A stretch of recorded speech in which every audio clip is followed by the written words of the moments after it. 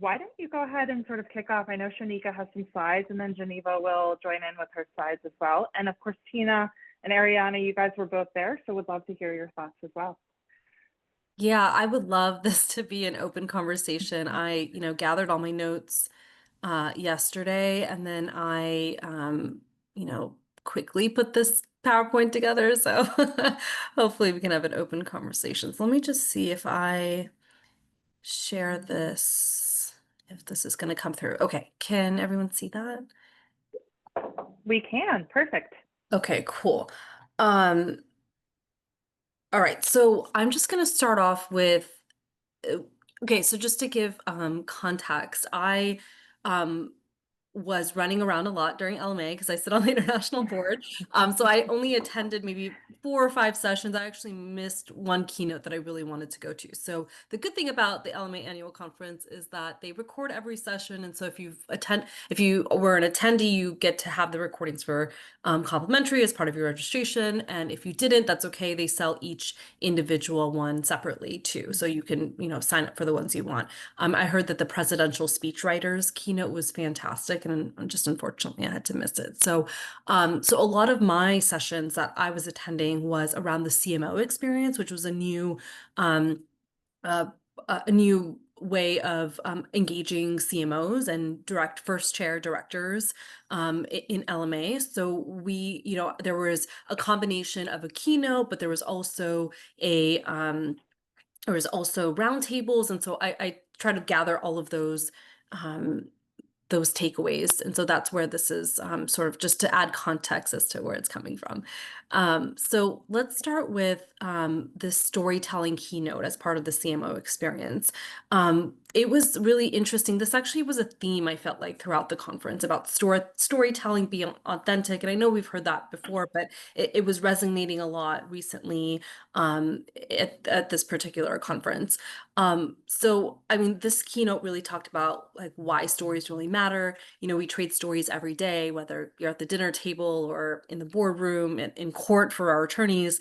They shape our beliefs, and those beliefs shape our results. And for results, for us, it's obviously winning new clients or establishing, deepening existing relationships. And then, of course, most relevant to this group, it's having referrals across the WLG network. So, it was really interesting because we always lead often with data, right? And because data is so important, we're always tracking data. But in pitches or in something or in our materials, we'll start with we have 200 attorneys and 10 offices, but numbers alone aren't really moving the needle, but stories do. So because and as you probably know, at our core, we're human, and humans remember narratives and not spreadsheets. So that was a really good tone setting for a lot of the projects that we work on day to day. And she talked about what makes a story stick, and so that thinking about the elements of a story, right? You have character, a conflict, a plot that unfolds. There's a theme maybe, and there's a resolution. And so thinking about sort of the story, the elements of a story, that's how you can, capture the stories of our attorneys and the things that they're doing, maybe their experience. This really could permeate a lot of different areas in our day to day. And that was, how leading into how we build trust and we um, how we show our authenticity. And so there was, there was examples of stories that are everywhere. Our firm's origin, maybe there was a heroic client save, maybe it was a moment that we influenced, a deal, a game-changing deal. So um, there was there were quite a few examples that we could sort of put into, oops, I'm on the general counsel panel and I don't know why I went so far that way. Okay. um, so that was the, first session. One interesting that was a good takeaway is that during the presentation, if your attorneys are giving a ton of presentations, as we do with CLEs, we always the end slide is always like a dry any questions, and it kind of like ends on like a weird awkward pause, and you're not really sure what to do, and it's like you were on this like really high, and then all of a sudden it's like nobody has any questions, and then it just kind of flops. And so she actually did something really interesting where she the question slide was like before the last slide. And so she would ask, she said, any questions? Okay, great. Not great. We'll move on. And the last slide was sort of like us, she left us with a story essentially. And so that was like a really interesting twist that maybe we could try to incorporate with our attorneys when they're giving presentations. So that it's all about being memorable, right? So if they're leaving at the very end with a story, the audience will remember it. Did she give an example of what kind of story? Yeah, so she talked the ones that she tried to relate to law firms were related to, maybe a client had like a challenge and we helped them solve that issue. And so telling the story from like, okay, well there were these characters and the in terms of like maybe the CEO and the employee had an issue and then, and so she tried to say like try to look into some of the things that our attorneys are doing and try to turn that into a narrative as opposed to like, oh, we, won this case on summary judgment and like, the way that we typically write things. She had she had some good stories, but I'm not remembering all of them, which I mean, I just because it's brain overload. So, I'll have to Shanika, I'm going to try this with a panel I have in Riga. We have an ESG panel. yeah, And they, we've gone through the outline a few times and it ends with Q&A, but I'm going to suggest that the moderator, who is excellent, yeah, take this and see how it goes. Yeah, that's great. yeah, yeah. So it was just a nice like it it was more it was just a nice setting to remember that we all operate in stories. So if we're trying to influence our attorneys like a new project or something, like how do we shape the narrative, right? And even when it comes down to even press releases and things, it's like what's the, you know, uh, what's the story behind it, right? It's not just about, hey, somebody new joined our firm, but it's like, hey, like, what's the reason, right? They're coming and just kind of allowed me to take an overarching view on sort of the things that we're producing and if we can be more storytelling around it. Um, yeah, so that was part of it was also asking purposeful questions so that and then also validating I hear you saying is did I get that right? And so it helps to bring out some of the story behind what's happening with your client and their business, so things like that. One of the keynotes was a futurist, and I thought she was super interesting. Her name was her Heather McGowan, and she talked a lot about leading teams in today's very collaborative world, and she talked a lot about sort of our newest colleagues, Generation Z, and how there's, so many, it's like multi-generational, and sort of what Generation Z shows up for. And so they're showing up for basically five things, right? Mission that they can believe in, money that reflects their value, um, mental health support, mentors who invest in them, and a sense of membership and a community that matters. So she talked a lot about the pandemic and how that really change, it was like one of the biggest moments that changed our ability to connect with people and connect with the community. And so that's really what Generation Z is trying to look for these days. They're trying to find meaning and purpose within the communities that they operate in, and one of those communities obviously is work for 8 hours a day. So if we, she was saying if we supply as a leader in your firm, if we're supplying those five M's, we earn their attention. And of course, then building on it, if we're getting their attention, then we have to build trust. And how do we do that? She talked a lot about authenticity. So let people experience the real you as a leader, and try to, kind of break that barrier a little bit, but also logic. So show your reasoning. So the decision making that's happening within the firm and within your teams, it feels sound and makes sense. And of course, empathy, right? Prove that you care about them and their success as much as your own. And so that was sort of some of the pillars that she talked about in terms of building trust with the people in your team. And it came really down to like when people feel seen and heard, they really lean in instead of checking out.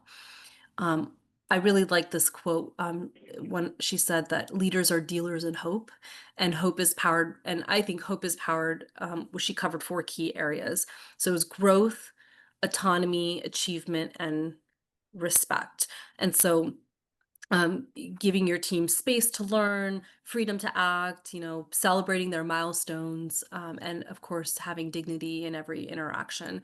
And that will help them sort of grow and fly. And so I thought that was a really good session on just thinking about teams, and how we operate our teams. So was there a huge kind of focus or discussion on kind of Gen Z generally, or and just are there pain points? I mean, were there common pain points of Yeah. if they're like either they're frustrating or we don't know how to engage them, or I mean, or we love them too, like, or this is what works for me. Yeah, I think it was a mix. There was definitely a lot of talk about post-pandemic, this new workforce. How are we engaging them? They're a lot more vocal.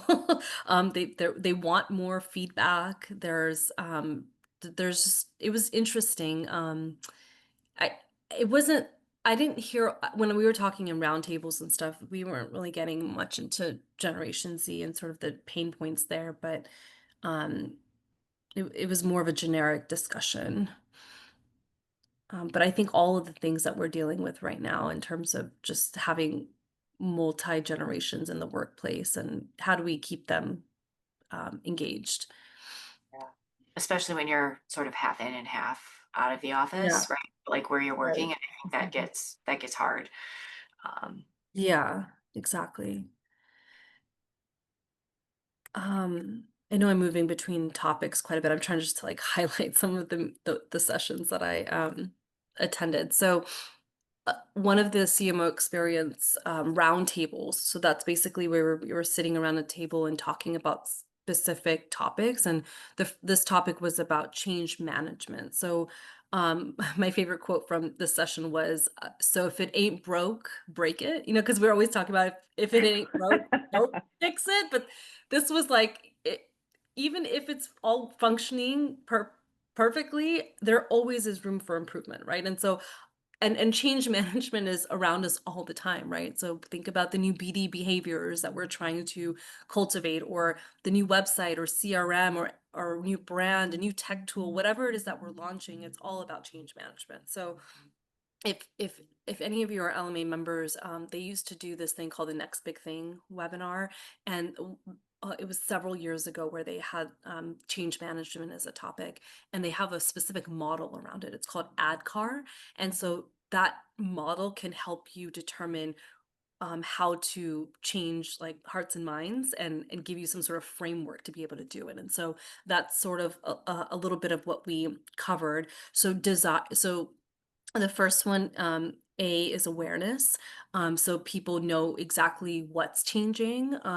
When you're thinking about this model, you want to have a particular um, project in mind so that it starts to make sense. But awareness is people know exactly what's changing. Then desire, they see what's in it for them. So the attorneys or the staff or whoever you're trying to change behavior with, like, how does this help them? Knowledge means clear actions and mindset shifts. Ability means the skills, they have the training and the skills to execute what you're trying to get them to do. And finally, reinforcement. That means rewards or reminders that sort of keep keep that new behavior locked in place. Um, we talked a little bit about, so the main, uh, w- our table talked about brand refresh and website, and that was really relevant to me because we're in the process of one right now. And so we talked a lot about, okay, well, how do we socialize that? How do we get buy-in? Do we have a small website committee? So we talked a lot about different practical approaches to how do we make, if we have a brand project, what are we all doing to make sure that it launches the best way we can? And so we talked a little bit about, like, starting at the very beginning about tone of voice, and this relates to brand, right? And some of the discovery elements that you can do with either internally or a lot of people were using consultants to do this because they can come in externally. One really interesting game that someone did at our partner retreat to help determine firm values was they had everybody was separated into multiple tables, like tables of 10, let's say, and there was a stack of index cards that had different words on it, right? So think about your firm values like collaboration or innovation or whatever, and there was 50 words on the table, and they had to take those 50 words and they had to distill it down to only 12. If there were only 12 words that describe our firm, what would they be? So the group all worked together and they had 12, they determined 12. And then once they finished, they would join another table. So now we have 12 and 12, 24. Can we distill that 12 down to 24 down to 12? And they kept going until the entire room and the entire, all the attorneys had to agree on these 12 values. And that's what really help them determine, and they that way people feel like they have a say as part of the firm values and all of that. But I thought that was a super interesting exercise, and you could almost translate that to anything. Like if you want them to do anything or get feedback back on, you know, different initiatives or stuff, I think that is it was a really fun way to to engage the attorneys. um Oh, they talked about like, okay, how do you once you're after you're crafting the narrative, which is basically where we were, what's changing, and how we'll support you. So that's kind of like the framework to how to craft the narrative about a new project. There's also like different plans to execute, right? You have your communication plan. The sponsorship plan was more of like, who are your champions? There's gonna have to be coaching and training, and of course resistance control, because they're always going to be the people who have issues, or there might be a problem, the stumbling blocks, and how do we align all those plans to, you know, your brand values, your brand tone. So this was a fun one because we were able to take a specific project we were working on and apply the ADKAR model to it to see how do we launch different initiatives at our firm. So this one was talking about making more rain. So this group talked about a business development coaching training program at their firm. And so this one was a really interesting one where they talked about having attorneys be part of a program, like a cohort, and they did different ways. Like it would be a clear target audience, right? Well, maybe they had to have a minimum set of business to be part of the cohort, or maybe they were 2 years into making partner, and so that would be your audience. And they had they would make sure that the people they picked, you know, were those who were engaged with the marketing team, or they were looking to build to the next level. um there was different they had to fill out an application. So I thought those were really interesting ways to, you know, at least get people in a cohort that actually are interested and want to be participatory. um then they also talked about format and meeting logistics, and that was interesting, right? Having smaller groups like 12 lawyers, of course, if you have multiple offices, cross office and practice, um and meeting regularly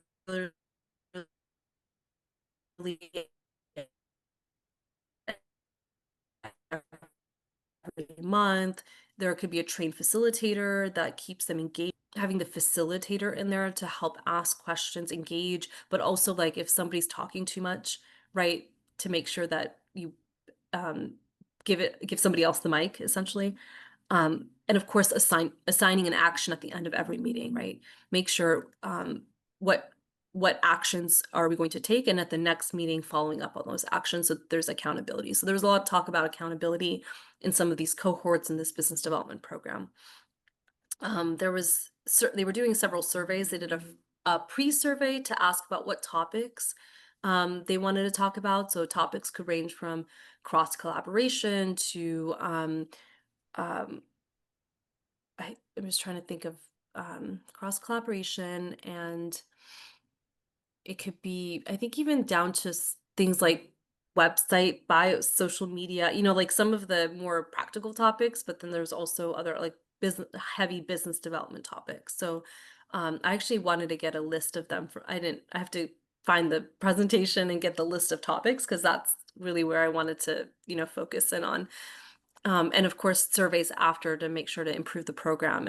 And they use that pre-survey of like, what do you guys want to learn about to help drive what they were going to do? Because I think that really helped to help have buy-in and have them be excited about it. Okay, general counsel panel. So this one was fun because a general counsel on the panel were very honest, and a lot of it actually ended up being about thought leadership, and how it's important. They of course asked the questions about, do you guys read our emails about legal, client alerts and all of that. So legal emails about legal developments were still popular. Thought leadership is still important.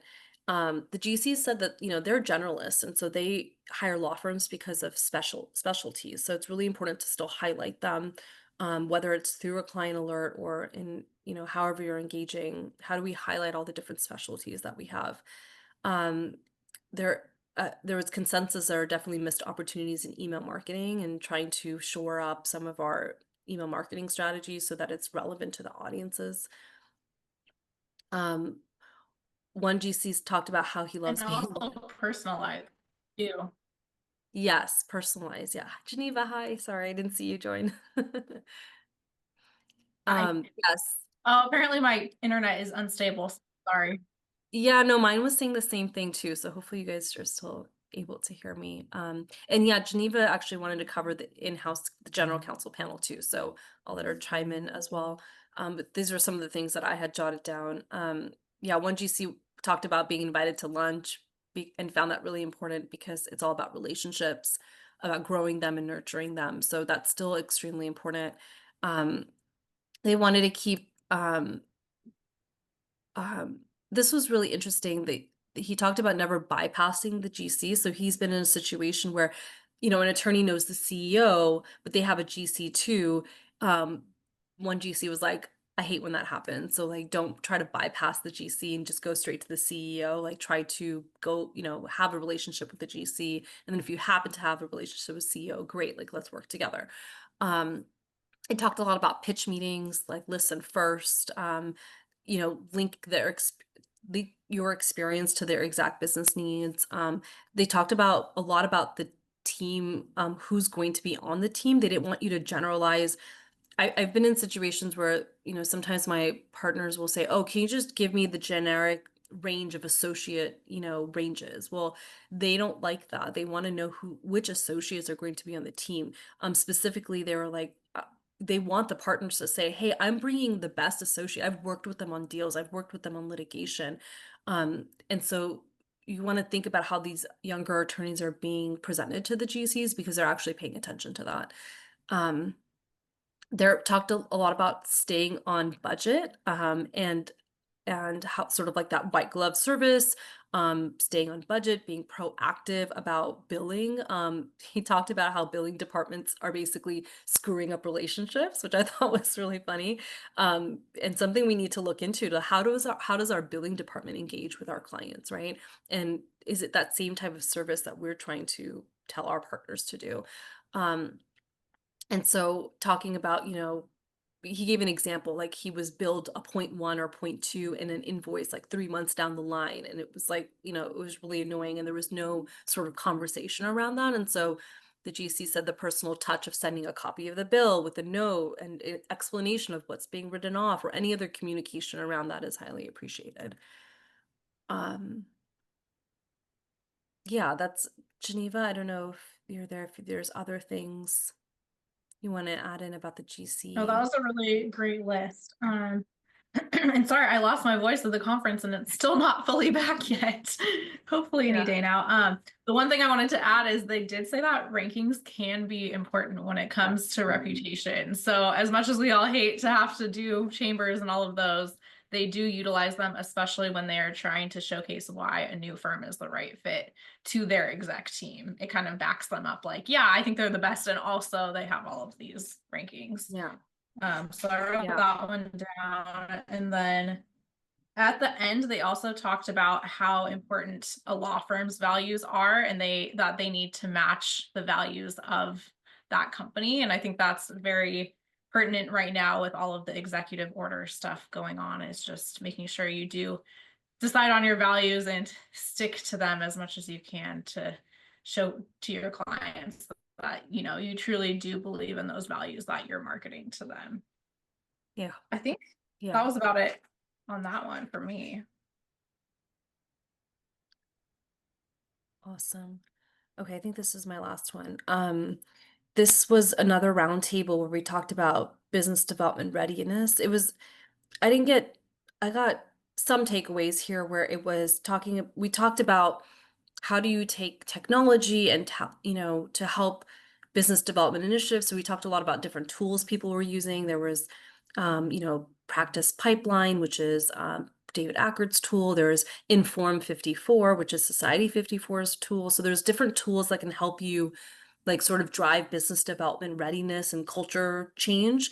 They talked about talent development. So if you have a talent development team, how do you engage with them so that there's this understanding between BD and talent development and their professional development, and how that relates in terms of their growth and promotion. And then there was talk about how compensation affects business development, right? So depending on the way that your firms it's basically money talks, right? Depending on the way that your firms are paying in terms of originations, how does that align with the BD goals that you're trying to do? So if you're trying to do more cross-selling and team-based marketing, well, are we rewarding on that, right? Based on comp. So those were some of the topics that came up. One idea came up about teaching law firm economics 101 at associate retreats, so that you can, that they understand how the business of law works. They understand profitability. And so that was talking about that to help drive associate behavior. Yeah, I covered the tools. Some people, there's an AI tool called Synthesia, which I guess is like a video tool. So people were creating video trainings using this AI tool, which I thought was interesting. Christelle is a consultant coach. He runs a BD circle. So some people were definitely engaging a lot of BD consultants to help drive business development behavior. There were a lot of the internal BD directors are coaching attorneys, helping partners stay accountable. There was conversation about, what's accountability versus coaching, because accountability is, just asking them, are you doing what you're supposed to be doing, versus like coaching of like really helping them to change behavior and do the things that we expect them to do. There's talk about practice group, like how people are dealing with individual plans versus practice group plans versus how does that relate to strategic plans. And so that was, some people didn't have individual plans, they only had practice group plans, and some people, it was vice versa. So it was really interesting to hear how people how people don't have plans at all, and they're just kind of, doing what they think is, I don't know, right? So that was, one comment was that BD, ready firms or culturally ready firms will have partners that know how to leverage their marketing teams effectively. So instead of us being, oh, hey, come help me do this, revise my presentation, it's more like, well, how do we, be a strategic partner with the marketing team to sort of elevate the business development tactics. And so that was an interesting comment about like, if the partners are using your team effectively, that's another way to see like if they're have this like BD readiness. So that was a very quick overview of oh, let me stop sharing. Okay, cool. That was really good. Thank you. Way better than my presentation's gonna be, I can tell you that much. And I think Shanika's frozen, but I wanted to tell her how jealous I was of the CMO experience, because I saw they had their own little coffee cart area and I was like, what? I need that in my life. So I was sad not to be able to do that this year. Let me share my slides. Yes, thank you. Sorry, I think I froze for a second, but appreciate it. Anyone has questions at the end, we're happy to answer them too.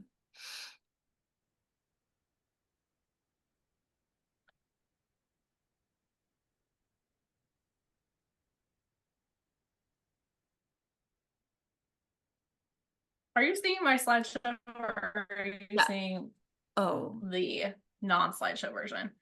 yeah, not Yeah, Perfect. it's exactly.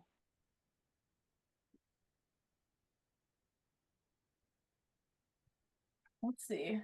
My computer has been, I'm getting a new computer on Friday because nothing is working anymore. So let's see if I can swap. No, it doesn't want to work. So we're just going to do it this And way. Shanika, And you still see mentioned, the slides. just quickly, you mentioned that the recordings were available and you could buy them like per session. Is that true of the CMO ones as well, or no? No, the round tables Okay. were not recorded. I don't know if the keynote was recorded. I'd have to find out. Okay. But I don't think so. I think they were trying to keep it so that, people could ask honest questions and talk openly. So I don't think they were. Yeah. Yeah.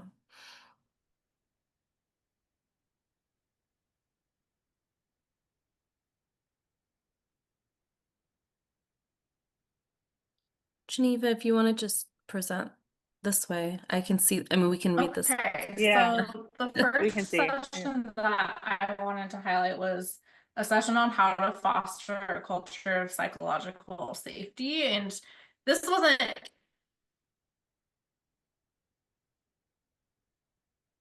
yeah, we're just gonna do it this way because my computer is just having.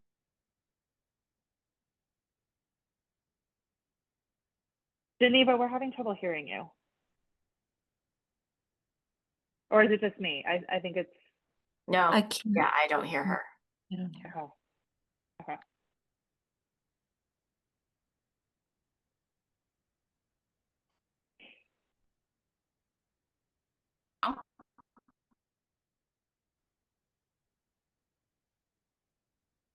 Send her a chat real quick.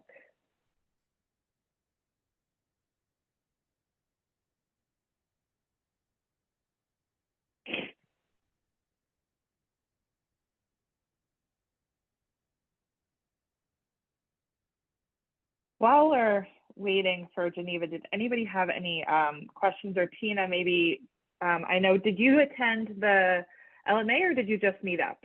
I just did the beat up. Yeah, I wasn't able to attend. Okay.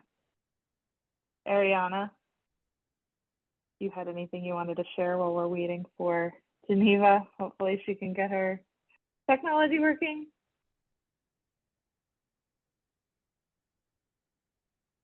Oh, Ariane, we I can't think hear. you're also, I also can't hear. Maybe it's me. No, I couldn't hear her either. Okay. Yes, now we can. Yeah, I just said that you all took a lot more detailed note than I did, so. And then we all went to different sessions, so yeah, I think everybody's experience is slightly different, but the GC Council one was really interesting. I never really think to attend that one, but I think I will from now on. It gives a different perspective. So if there are modules that are available for purchase, are there any ones that you would particularly recommend that was sort of this would be great for either individuals or to share with like Yeah. a Well, I heard that the presidential, like the former speechwriters for President Obama, their topic was really good. But why don't before anyone purchases anything, I'll watch them, and then if there's one that you're like, oh, this one looks interesting, let me watch it, and then I will let you know whether it's worth buying or not. I'm happy to do that.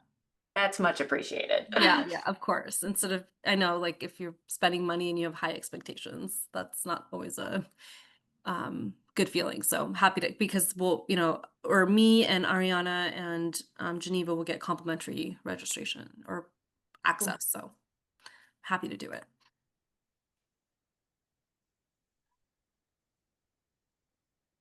Yeah, but there were so many All sessions. right. I missed Can you so all many. hear me now? Yes.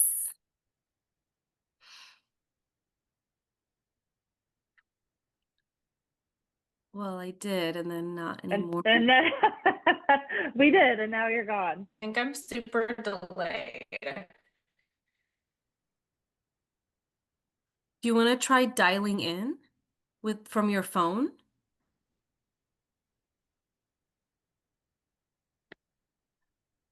How about now? Yes. Yes, that was very clear. Continue talking.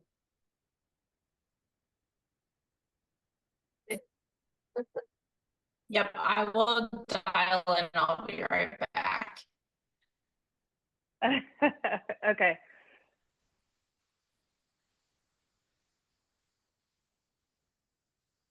Yeah. Oh, and so Hannah, you asked about how firms can stand out in pitches for from other firms. I think your question was, is there an actual chance if you get to the pitch stage, or is it more than just part of the process that they already know which firms they will go with? So they didn't talk about that part specifically in terms of like if they're already part of the process, like if they've already made their decisions. They talked more about like when you're in the pitch, what you can do. And that was a lot about when they were talking about, you know, spend more time listening to the needs of the client than just coming in with your pitch materials of like, well, I have, 5 offices and this is how many attorneys we have and these are all of our practice areas. And I think this is something we've heard quite a bit, so I'm sure that's not new, but they really they just reiterated the same thing again, that it was, how do you explain your experience with businesses like theirs? So like, how can you say we represented these different companies with issues, and we can represent yours because you have similar issues or could have similar issues, right? And we've worked on those before. So they want you to sort of like understand the context and like try to deliver a pitch that's around those specific issues.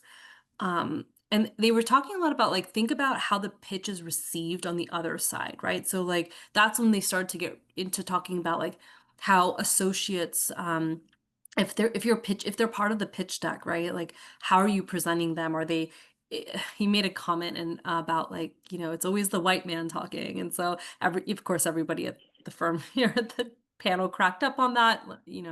It's obviously a Right. generalization, but like it happens, right? Like you have a whole team and only one person is talking. So how do you make sure that everyone sort of has something to say?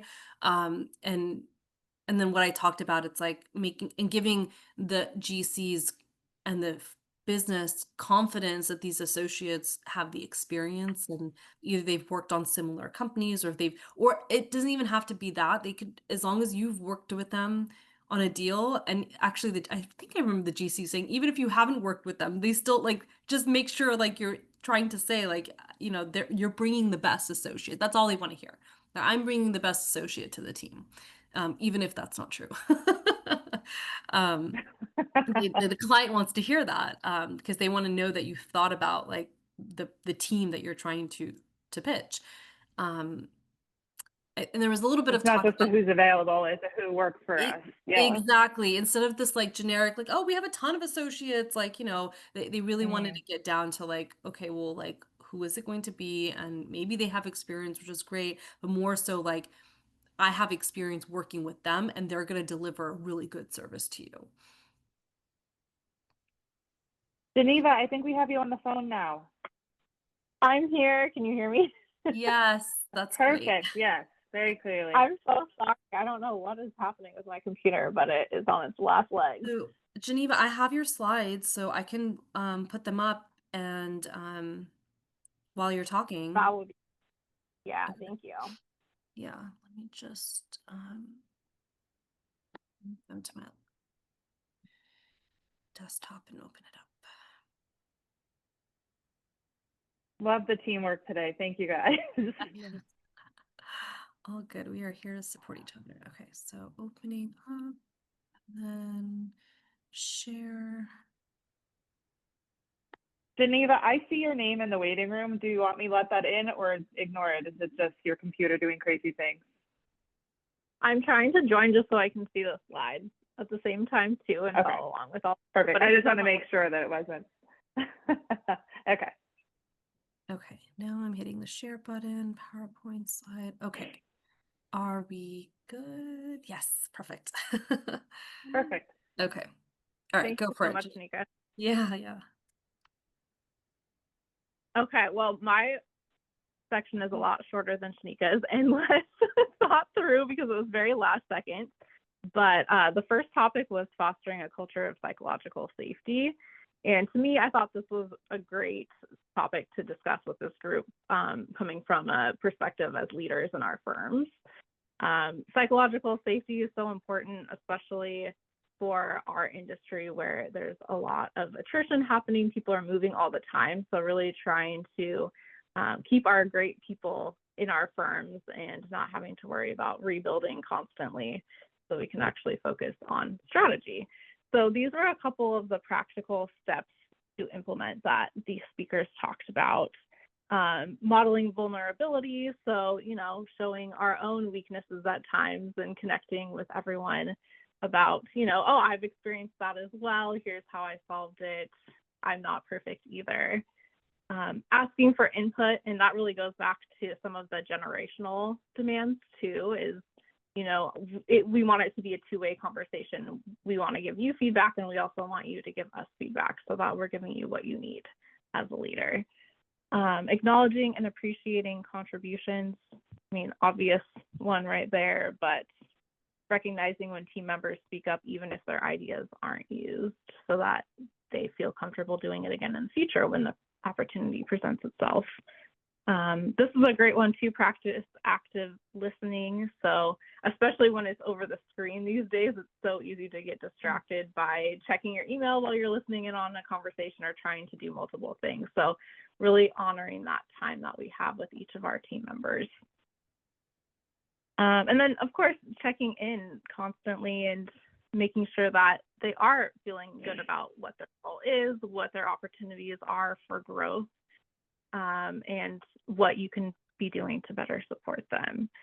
And a good reminder here is just that building that culture of psychological safety doesn't happen overnight. It takes consistent behaviors and a commitment to doing it. And those small changes is how we can communicate and lead to a bigger impact in the long run. So that's a little bit about that. And then the other topic that I thought kind of goes to everyone, and this is on the next slide, Shanika. There we go. Oh, there's animation. That was nice.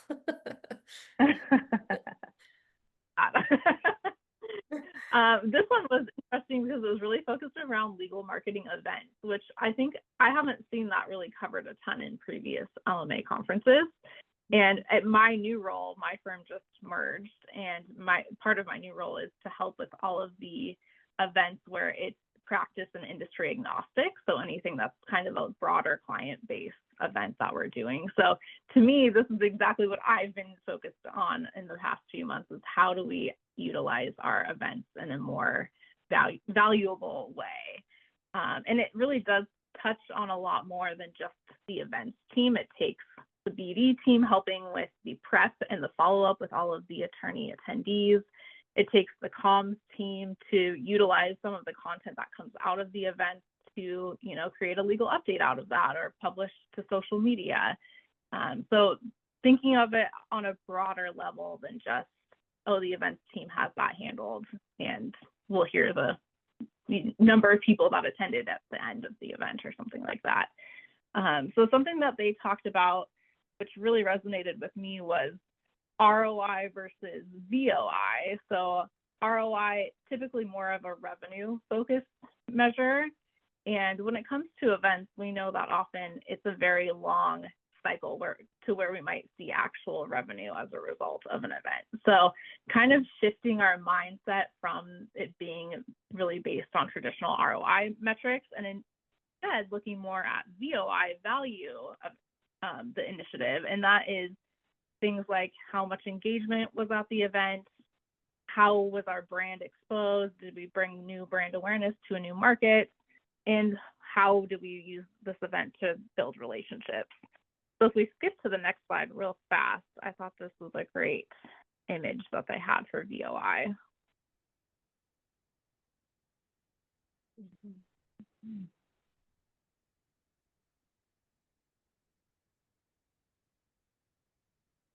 There we go. So all the different components that we can think about that go into an event.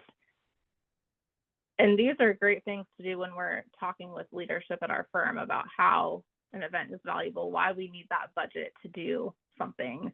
You know, this is a whole long list of things to showcase in that conversation. Yeah, this is really great. I like this. Yeah. I'm gonna have to watch this one again. Or not again, but to catch up on it.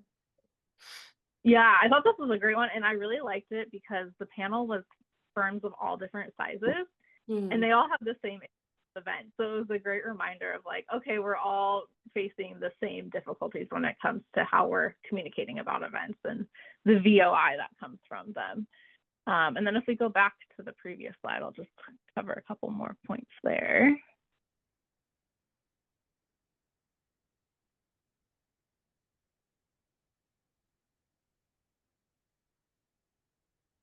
So every event creates two things, content and data. One of the presenters said that, and that really resonated with me as well. So going back to what I mentioned is content, how do we reutilize the learnings that we have through that event and then broadcast them to those who weren't able to attend in person. Utilizing AI relates to that too, as I mentioned. Take your summary of notes from an event and give it to AI and have them create a one sheet. And then you can send that to everyone who was on your initial invitation list who didn't make it and say, hey, we're sorry you weren't able to join, but here were the most pertinent takeaways from the event. We wanted to make sure you had that. And then, of course, you could also create a legal update about it, share that on social media, just reutilize all of the effort that went into the event to spread the word. Let's see. And then data, of course, there's a lot of data that's gathered through an event. So deciding how often you want to kind of keep track of your metrics. So they suggested maybe at 30 days check in on that data, then every quarter and end of year to see how things develop after the event is over. And then not how many, instead who many. This goes back to a traditional metric, which is just like how many people attended. Well, that's not really that valuable if the people who are in the room aren't the right people in the room, right? So kind of changing that mindset with our attorneys into, even if it's 20 people versus 100, if those 20 people are decision makers, active clients or prospects that we've been working with for a while, you know, in the pipeline, like that's way more valuable than 100 people who maybe know someone randomly at the firm and somehow ended up on the invitation list. And then a couple more ideas on AI. You can utilize it to write follow-up emails for the attorneys to then use, so like templates of how they can follow up after the events are over. And you can also use AI for attendee background info, so collecting a kind of prep sheet of about either like the industry trends that are going on or about each person, some individual information about them. Let's see. And then, oh, the fun fact, I loved this idea, which was to ask guests for a fun fact as part of the registration process. And then you have some really unique data to use when you are doing gifting for them. So, you know, maybe they say like, I love skiing. And so you send them a skiing related gift instead of more of a generic basket of some sort of thing like that. So I thought that was a fun way to really make it feel special when it comes to gift giving. Yeah, I just went to an event where they asked you to put on your, like, write on your name tag, what's the first job you ever had? And I thought that was so great because when you're going into a networking event with all these people, that was like a nice barrier to just, you know, asking the question and getting a conversation started instead of like the typical like, hi, how's it going? You know, so I really like that. It's a custom. really good one because you would get some really interesting Yeah. topics from that. Yeah, that's Yeah. Well, what's funny is I was in tech support was my first job. So it was that Oh. game and tech support. And I had to be like, look, guys, I'm not tech support for this event. Like, but that was my first job. So it was really funny to see like, oh, babysitter or like, you know, like really fun first jobs. that's a good one. Yeah. We did that at an event at our partner retreat in January, and someone said their first job was working for the mafia, the Armenian mafia. Oh my God. Oh That my is God. hilarious. To go from that I into didn't get law, full like details. Yeah. funny.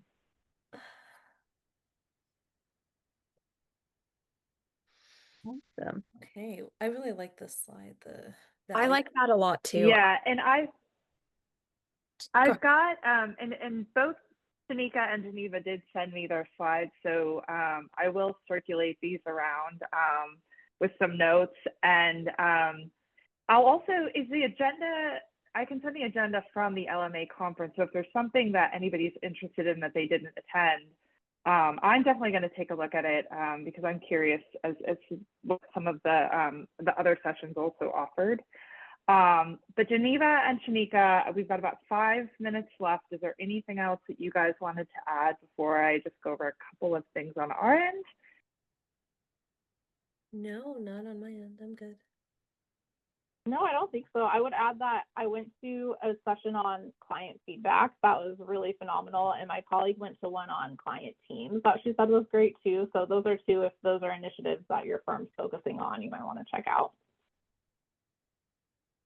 Fantastic. Thank you both. I really appreciate this. This is a lot of really great information and ideas. I think for us as well, World Law Group, not just you as our member firms, but I think some things that we can implement as well. In the last couple of minutes, I did just want to talk about the upcoming summit that I believe you all have, most of you on here, I believe anyway, have your KCPs attending in Riga at the end of this month. So today, let me just pull up, and I'm not on two screens today, so I apologize. I'm traveling this week. But let me just pull up some quick notes that I put together for you guys. The 4-week email did go out today.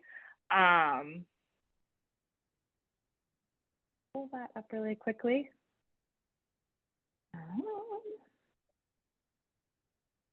I had it pulled up and my, there we go. Okay, so the 4-week email did go out this morning, and I would just encourage you to get your attorneys to get on the app.